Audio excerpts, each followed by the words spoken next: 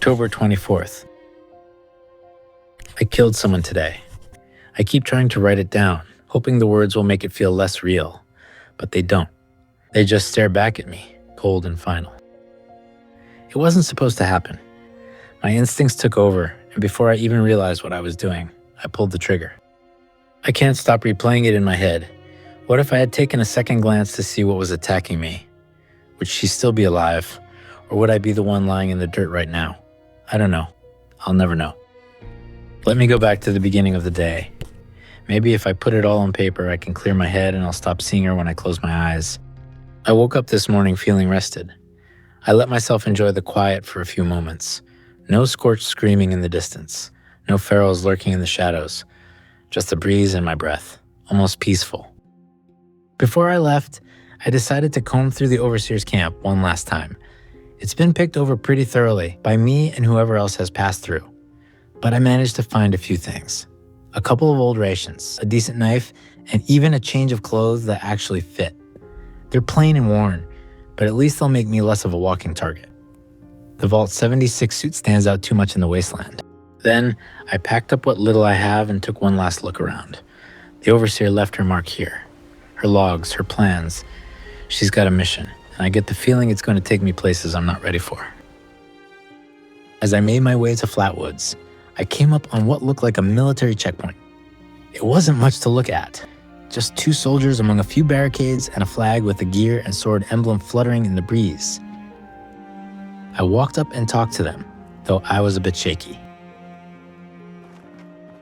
They didn't say much, and I didn't push them. The few words they did share, though, were enough to leave an impression. They called themselves the Brotherhood, talked about their mission, and mentioned power armor once or twice. Nice suit of power armor? You can sign me right up. I listened, nodding along but keeping quiet. They didn't seem interested in me, but was clear I wasn't exactly welcome.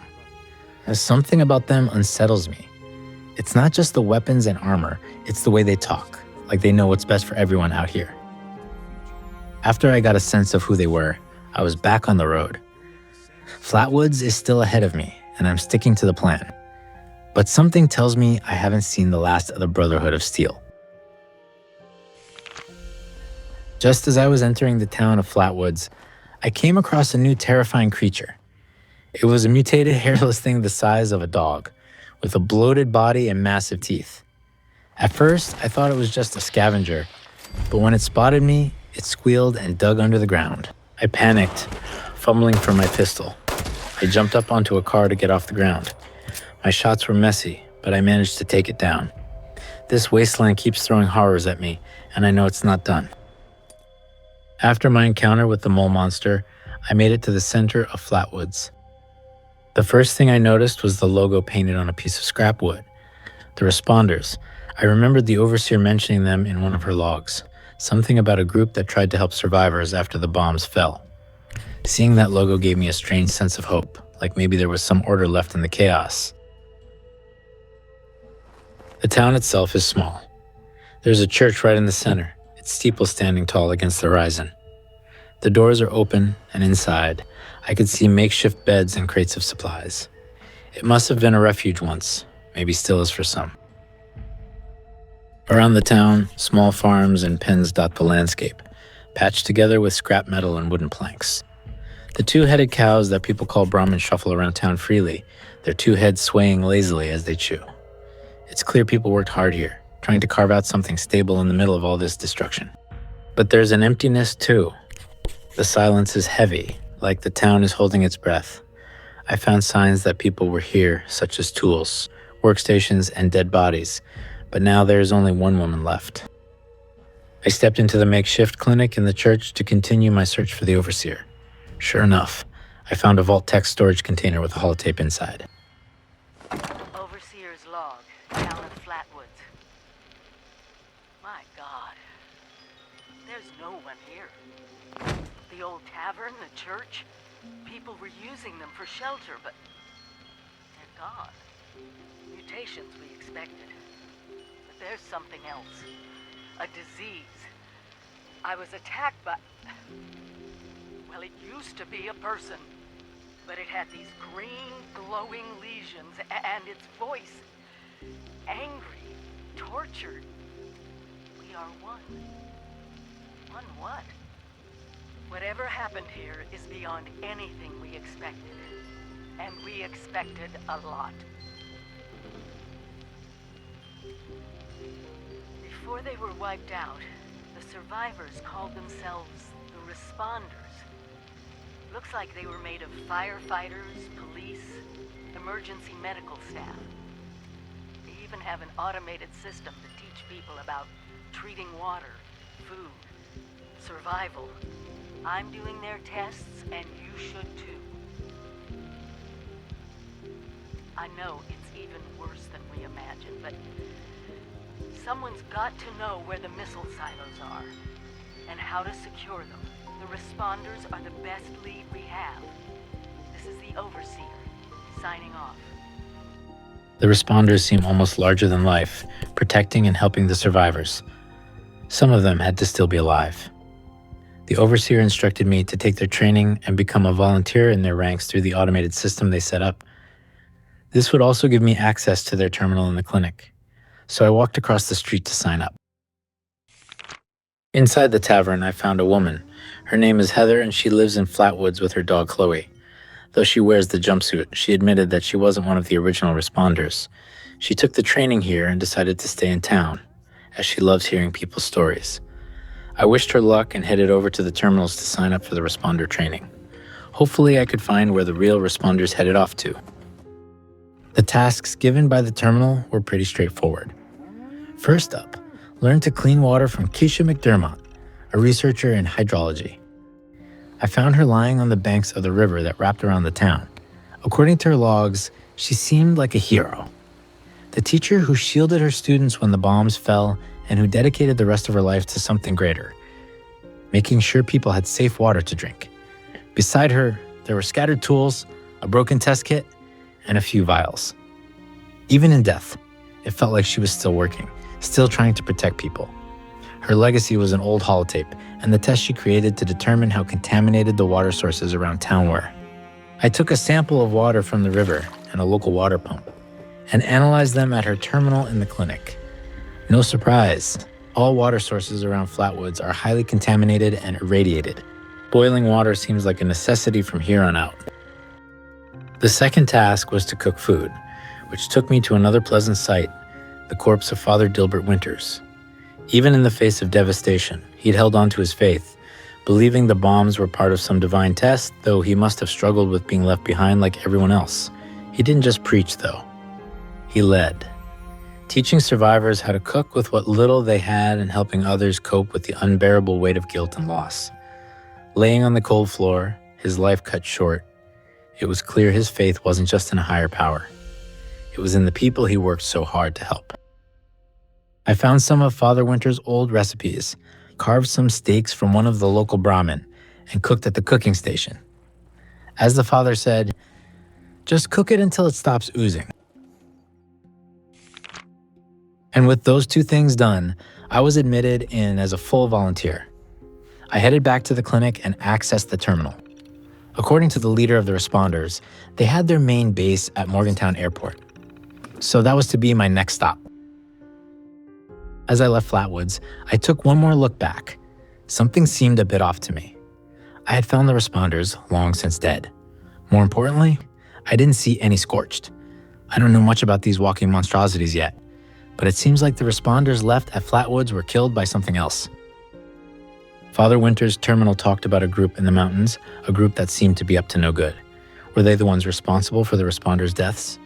With any luck, they are long gone like the Responders. If not, well, I don't think I want to run into them. And now we come to the part of my day that I wish I didn't have to write. It started with gunfire near that old Slocum Joe's. I saw Scorched fighting each other, and then two dogs attacking. I had put down dogs before on the road, but never one showing ownership. I took them out with a few shots, but this only drew the attention of the Scorched. Bullets ricocheted off the pavement as I ducked behind an old bus, returning fire as best I could.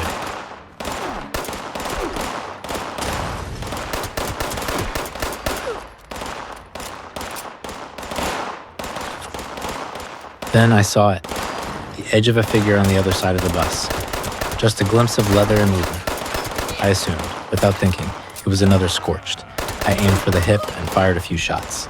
They went down, and I took cover once more. I rounded the bus, ready to finish the fight.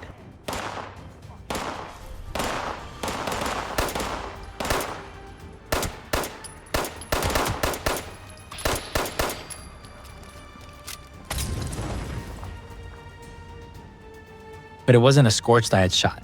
It was a woman, now sprawled out on the cracked pavement.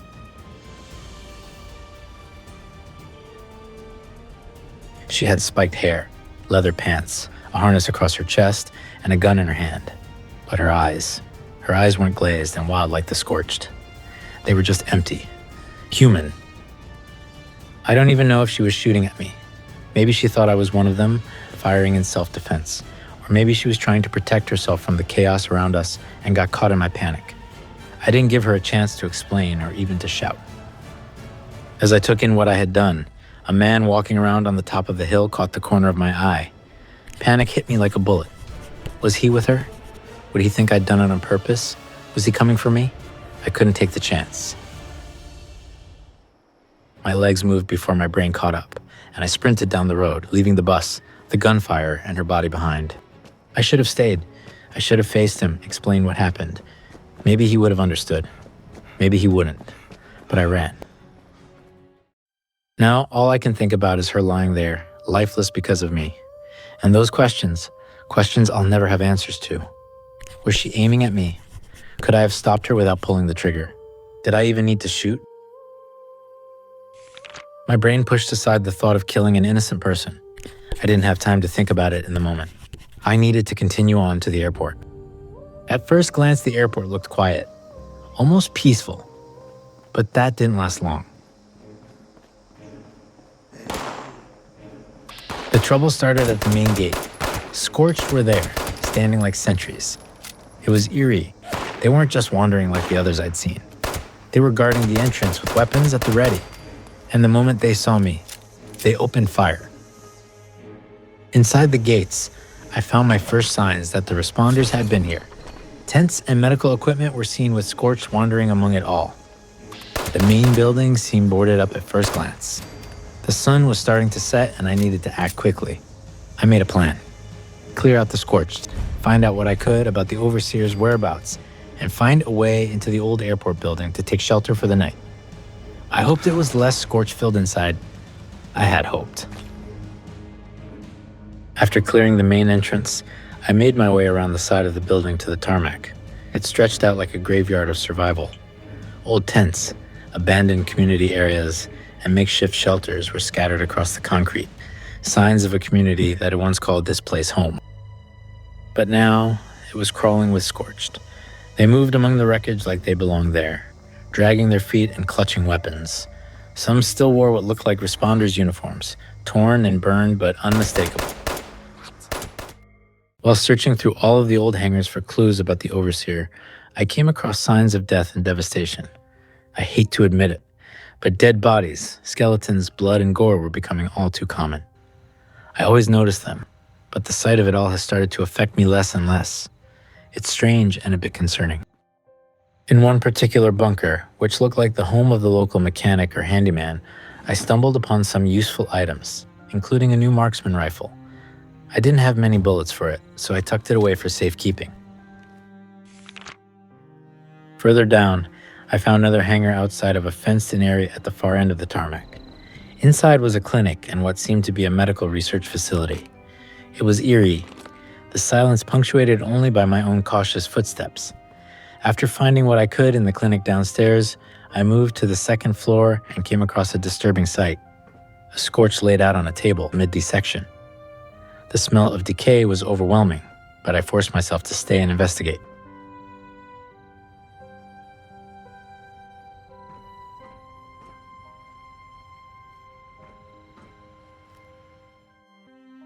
The terminal nearby held the notes of a researcher named Claire Hudson. Her work was both fascinating and terrifying.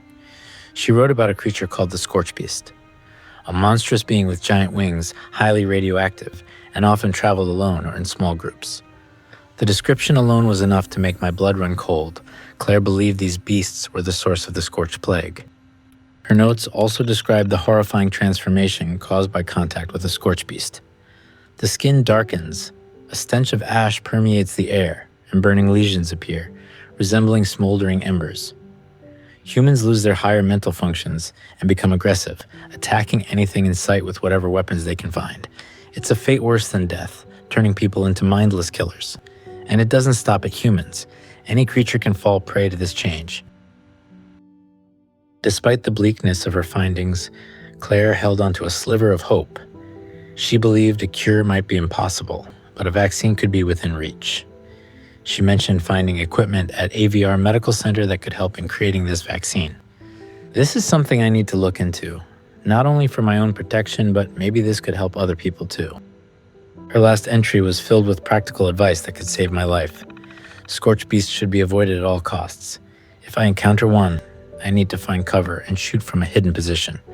The Scorched, as I already knew, can be taken down with bullets, but it's crucial to keep my distance to avoid infection. This information is both a blessing and a curse.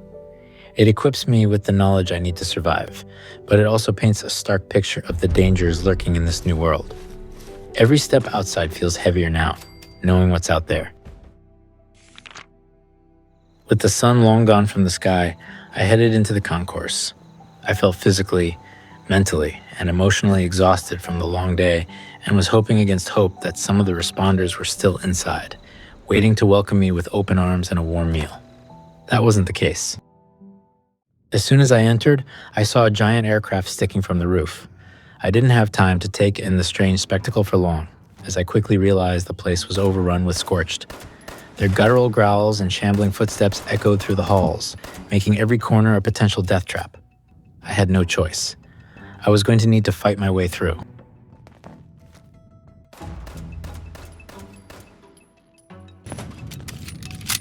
In the midst of the chaos, a radio broadcast crackled to life. A woman named Chavez, the leader of the responders, came through. She explained how they were being overrun and any responder should come to help at once.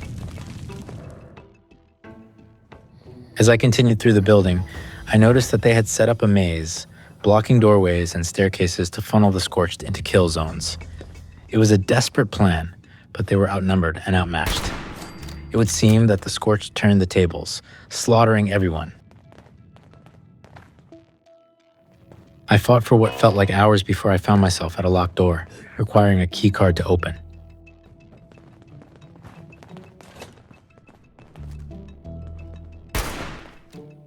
I searched down the nearby staircase and discovered one of the last responders. She was slumped in a chair, a key card clutched in her hand. A note nearby suggested she had died alone. The other person she was conversing with had run off to try to distract the Scorched, hoping she could escape. It didn't work. Was this Chavez? Did she get stuck outside the doors, locking them behind her? It was a sobering reminder of the human cost of the struggle to survive out here. With the key card in hand, I unlocked the door and stepped into a Scorched-filled hallway. I had found a few boxes of ammo for my marksman rifle, so I finally was able to give it a shot. It worked like a charm. I was able to put down the Scorched that still guarded this place with ease.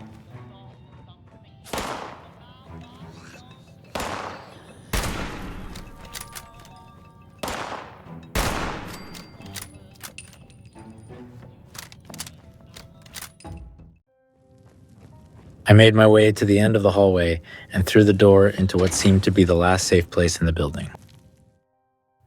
This must have been the responders' command center, with terminals, a map table, and bunk beds. To my surprise, a man was there, alive, sleeping on an old mattress. He looked worn and tired, but very much alive. His name is Dontrell. He told me he had come to check on his brother who volunteered as a responder. Now he stays here, waiting for the cancer in his body to take him. I couldn't imagine staying so close to those monsters, especially with the constant threat of infection and disease. But right now, I was too exhausted to argue or even process it fully. I let him rest while I took a look around the HQ before I turned in for the night. Amidst the supplies and old equipment in the HQ, I found a box left behind by the overseer. Inside was a holotape with her next directive. Listening to her voice provided a strange comfort, a connection to the past and a reminder of my mission. Overseer's log, Morgantown. I used to love coming here on weekends, taking flight lessons. Now it feels like I walked into a nightmare. Those scorched things are everywhere.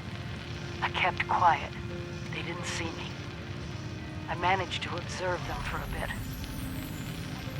Whatever this disease is, it seems to completely take over its host. The ones that used to be human, eventually they go rigid, like some kind of stasis. And if they stay like that for too long, they sort of burn up from the inside out. Vesuvius in reverse.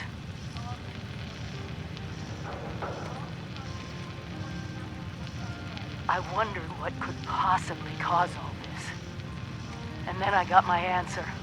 It swooped down from the sky, screeching, breathing, infecting everything. I don't know how to fight this. But we need to consider all our options. Even the nukes. We find the source of this scorched plague and wipe it from the map before it can leave Appalachia. But first things first, we can't let the disease spread to us. Looks like the responders were developing some kind of inoculation. I'm going to pick up their work. You should too. This is the Overseer, signing off. The Overseer and I have the same idea. Before we do anything to stop this plague, I need to make sure I don't fall victim to it myself. My next stop will be the AVR Medical Center, where I can hopefully find Claire Hudson, or at least what's left of her work. As I settle in for the night, I can't shake the images of the day. The fallen responders are heroes to me and so many others. The memory of the person I killed during the frantic fight near Slocum Joe's haunts me each time I close my eyes. The guilt is unbearable. Facing the relentless hordes of Scorched was terrifying, each one a grotesque reminder of what we're up against. And then there's the old man in the responders' HQ. Despite the darkness, I find a small comfort in his presence, a rare sense of trust that allows me to sleep near him without fear. It's a faint glimmer of humanity in an otherwise bleak and brutal world. But I have to keep moving forward. For Claire Hudson, for the Overseer, for everyone who believed in a better future.